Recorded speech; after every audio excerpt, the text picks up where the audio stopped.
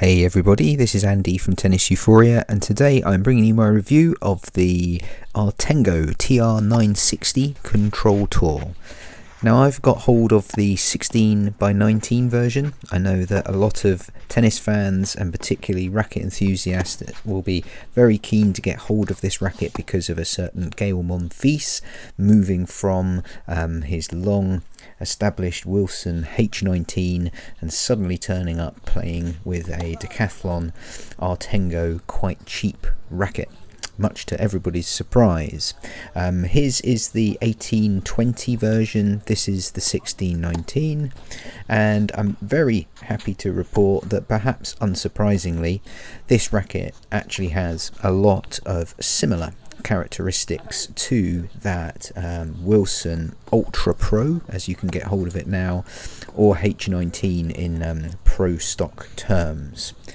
So let's dive into some of the specs. For £99 in the UK, in a world full of inflation and rising costs, that seems like exceptional value, particularly when you're comparing that to buying perhaps a Wilson Ultra Pro at more than double that price.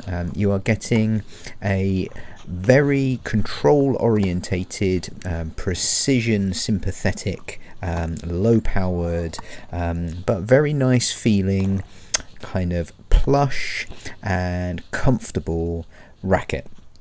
Now, it is worth saying that what you are getting is a racket that many will view as a good platform, and there's no doubt that Gael Monfils' version is probably heavily customized.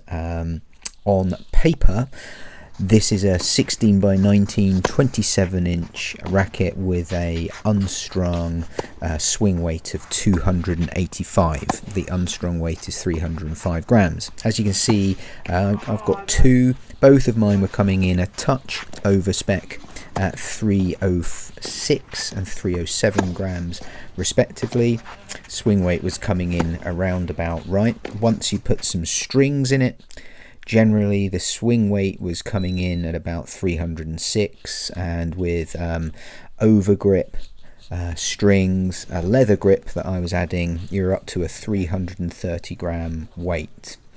Now, what I would say is that this does deliver you a underpowered and control orientated setup, so there is no doubt that this racket will be heavily improved with some customization.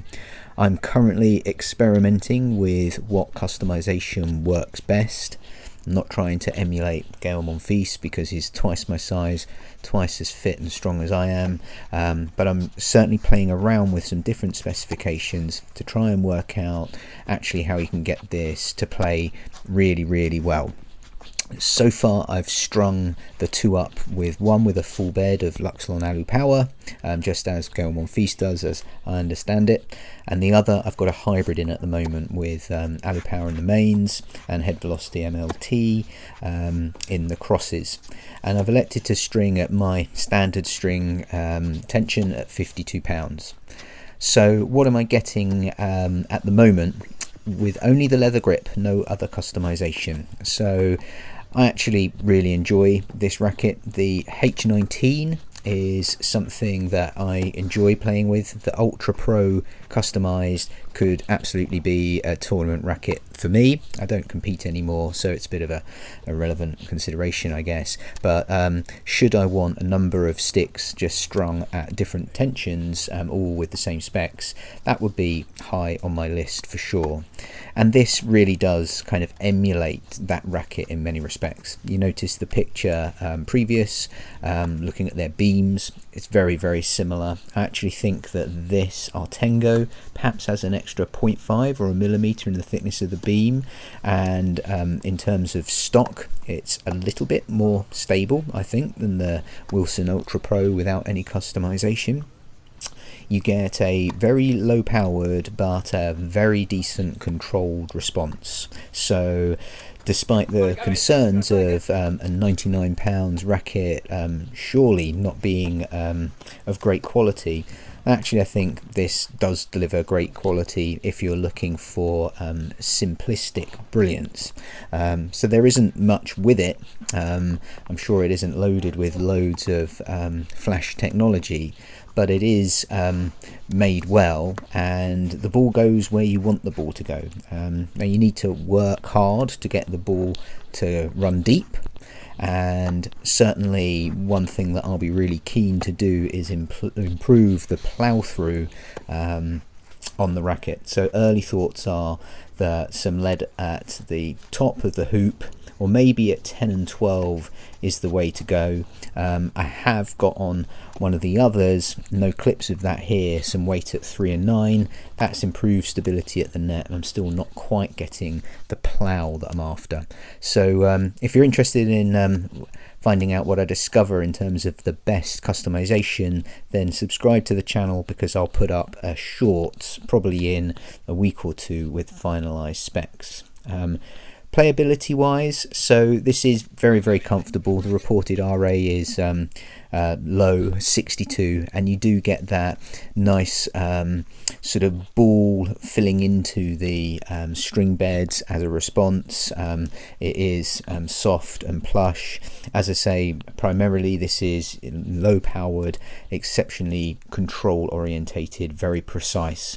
I actually felt that it does lack a little bit of stability at the net in stock form. I actually found the spin capability to be pretty good, and I think the 1619 pattern is got something to do with that. And certainly with these control sticks, I actually prefer the 1619. That was the case with the Ultra Pros. I played with both, reviewed the 1820 as you'll see on the channel, ended up only keeping the 1619 and just played more effectively with it. So that is the case here. You get a little bit more spin than I think you would with the 1820, and for me, more assurance in your game. The only downside for me, and that comes back to that stability, was I struggled to get a lot of pace on my first serve. Second serve, not too much of a problem. So there you have it.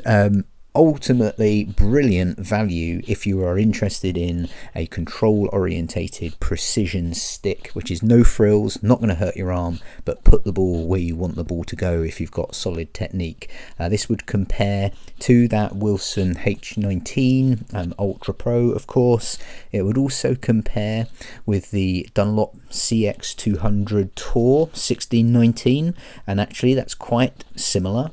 It would also possibly compare to the Blade V8 and also the Dunlop CX200, although you get a little bit less power with this. With customization, I think this is going to be brilliant, so watch out for that shorts coming soon. Thanks for watching. If it was of interest, please do drop it a like. Got some footage back together now, both on the Clash 98, the Babolat Pure Strike VS, and the Technofiber TF40 305 1619. So those reviews will be coming soon. Subscribe to the channel if you want to see them. Many thanks.